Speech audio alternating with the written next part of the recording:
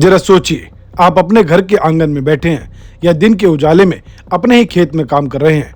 चारों तरफ शांति है, लेकिन तभी सूखी पत्तियों पर किसी के चलने की हल्की सी सरसराहट होती है। आप पीछे मुड़कर देखते हैं, लेकिन वहां कोई नहीं है। आप फिर अपने काम में लग जाते हैं, पर आपको नहीं पता कि ठीक आपके पीछे झाड़ियों की ओट में दो चमकदार आंखें सिर्फ आपकी एक गलती का इंतजार कर रही है।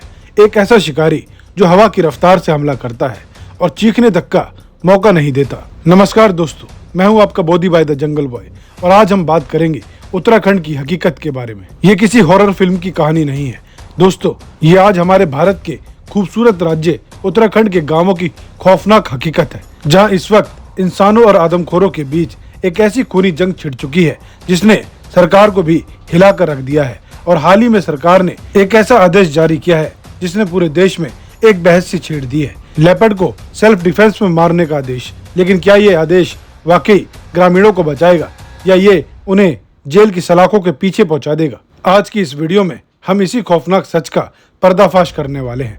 वीडियो को एंड तक जरूर देखिएगा, क्योंकि जो सच आज आप जानने वाले हैं वो आपको हैरान कर देगा। उत्तराखंड, जिसे हम देवभूमि कहते हैं, जहाँ की वादियों में लोग सुकून ढूंढते हैं, लेकिन आज यहाँ के कई जिलों जैसे पौड़ी, पिथौरागढ़, बागेश्वर और अल्मोड़ा के गांवों में शाम ढलते ही सन्नाटा पसर जाता है। लोग अपने घरों में कैद होने को मजबूर हो जाते हैं। वजह आदमखोर तेंदुए यानी कि मैन ईटर लेपर्ड्स का बढ़ता आतंक। हाल ही में ऐसी कई दिल दहला देने वाली घटनाएं सामने आई हैं। लोग अपने खेतों में गेहूं या धान की कटाई कर रहे होते हैं, या महिलाएं मवेशियों के लिए जंगल से घास काटने जाती हैं और घात लगाकर बैठा तेंदुआ उन पर सीधा गर्दन पर वार करता है। सबसे ज्यादा दर्दनाक तो वो घटनाएं हैं जहां छोटे छोटे मासूम बच्चे जो अपने ही घर के आंगन में खेल रहे थे, उन्हें ये शिकारी अपनी मां की नजरों के सामने से उठाकर अंधेरे जंगलों में ले गया। आज वहां का हर किसान, हर माँ, हर बच्चा एक खौफ के साए में जी रहा है। लोग पूछ रहे हैं कि आखिर हमारी गलती क्या है, हम अपने ही घर में सुरक्षित क्यों नहीं है? लेकिन यहाँ एक बड़ा सवाल उठता है, तेंदुआ जो आमतौर पर इंसानों से दूर भागता था, वो अचानक इतना खूंखार और आदमखोर क्यों बन गया? विज्ञान और मेरी सलाह माने तो इसके पीछे दो कारण हैं। पहला कारण, जब कोई तेंदुआ बूढ़ा हो जाता है या फिर उसके कैनाइन टीथ टूट जाते हैं या किसी लड़ाई में उसके नाखून या पैर घायल हो जाते हैं, तो वो जंगल में हिरण या फिर जंगली सूअर जैसे फुर्तीले जानवरों का शिकार नहीं कर पाता। ऐसे में उसे समझ आता है कि इंसान दुनिया का सबसे धीमा और कमजोर जीव है, जिसका शिकार करना सबसे आसान है। और एक बार जब कोई जानवर इंसानी खून का स्वाद चख लेता है तो वो आदमखोर बन जाता है। दूसरा और सबसे बड़ा कारण, हम इंसान, हमने उनके जंगलों को काट दिया, वहाँ सड़कें बना दी, रिजॉर्ट बना दिए। जब उनका घर ही उजाड़ दिया गया तो वो खाने की तलाश में हमारे गांवों और खेतों की तरफ आने को मजबूर हो गए।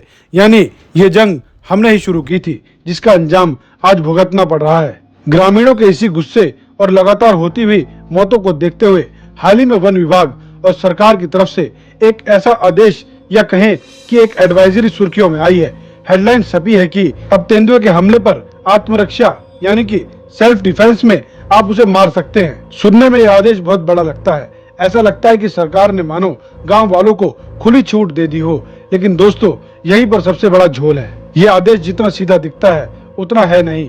इस छोटी सी हेडलाइन के पीछे का कानूनी सच बहुत कड़वा है। भारत में वन्य जीव संरक्षण अधिनियम यानी कि वाइल्ड लाइफ प्रोटेक्शन एक्ट बहुत सख्त है। सरकार ने कह तो दिया है कि सेल्फ डिफेंस में आप उसे मार सकते हैं, लेकिन कानूनन आप तब तक ट्रिगर नहीं दबा सकते जब तक कि वो जानवर आपकी छाती पर न चढ़ जाए या आपकी जान जाने में सिर्फ 1 सेकंड का वक्त बचा हो। अगर कोई तेंदुआ आपके खेत के पास घूम रहा है या आपके घर की दीवार पर बैठा है और आपने डर के मारे उस पर गोली चला दी, तो आप पर सीधे तौर पर शिकार यानी कि पोचिंग का केस दर्ज होगा और आपको कई सालों तक जेल जाना पड़ सकता है। और दूसरी और सबसे व्यवहारिक बात, सरकार ने कह तो दिया कि उसे मार दो, लेकिन किसके पास बंदूक है? गांव के गरीब किसानों के पास क्या AK-47 या आधुनिक राइफलें रखी हैं?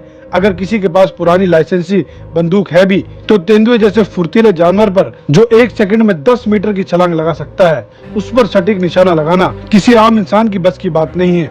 अगर निशाना चूका तो वो घायल तेंदुआ और ज्यादा खतरनाक हो जाएगा। तो निष्कर्ष क्या है? क्या तेंदुए को मारना इस समस्या का हल है? बिल्कुल नहीं। इस समस्या का असली हल है वन विभाग द्वारा इन संवेदनशील इलाकों में भारी गश्त यानी कि पेट्रोलिंग बढ़ाना।